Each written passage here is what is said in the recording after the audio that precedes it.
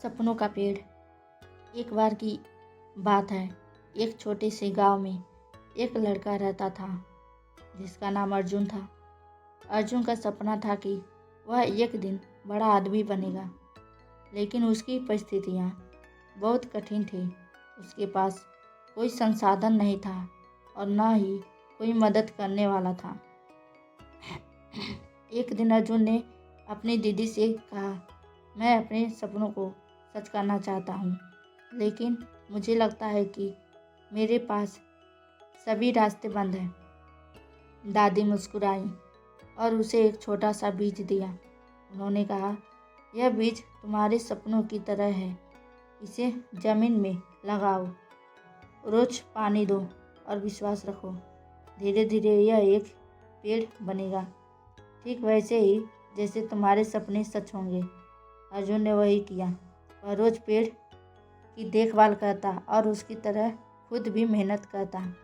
समय के साथ पेड़ बड़ा और विशाल हो गया। अर्जुन का भी जीवन धीरे धीरे बदलने लगा।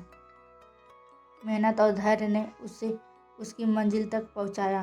कुछ सालों बाद अर्जुन अब एक सफल और प्रतिष्ठित व्यक्ति बन चुका था।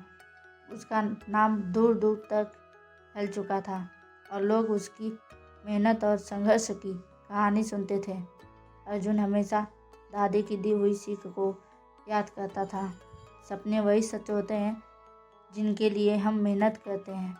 एक दिन अर्जुन ने अपनी दादी से पूछा, दादी, आपने मुझे उस बीज को रोपने के लिए क्यों कहा था?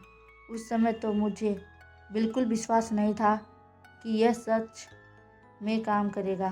दादी मुस्कुराई और बोली, बिल्कुल बेटा, तुम्हारा बीज सिर्फ एक साधारण बीज नहीं था, वह तुम्हारे सपने का प्रतीक था। तुमने न केवल उस बीज को रोपा, बल्कि उसे पानी दिया, उसे समय दिया और हर दिन अपनी मेहनत से उसे बड़ा किया।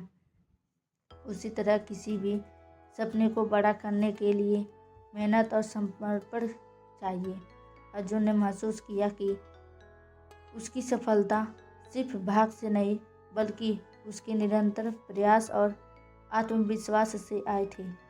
उसने अब यह समझ लिया था कि सपने किसी भी आकार में हो सकते हैं, बस उन्हें पूरा करने के लिए साहस और मेहनत चाहिए। शिक्षा सफलता का कोई शॉर्टकट नहीं होता।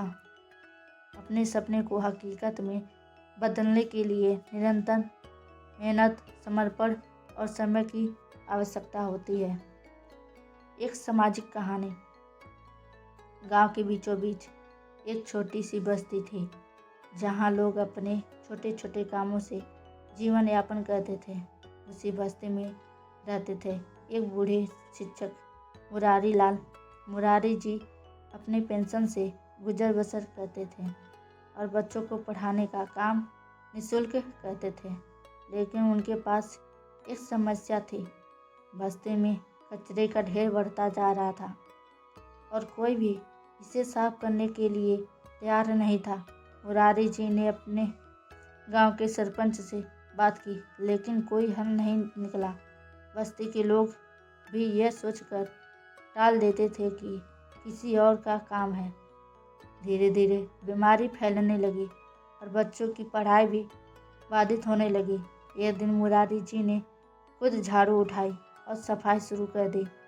उनकी उम्र और हालत देखकर कुछ बच्चों ने उनका साथ दिया।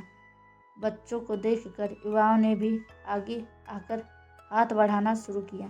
धीरे धीरे यह एक आंदोलन बन गया और हर रविवार गांव के लोग मिलकर सफाई अभियान चलाने लगे।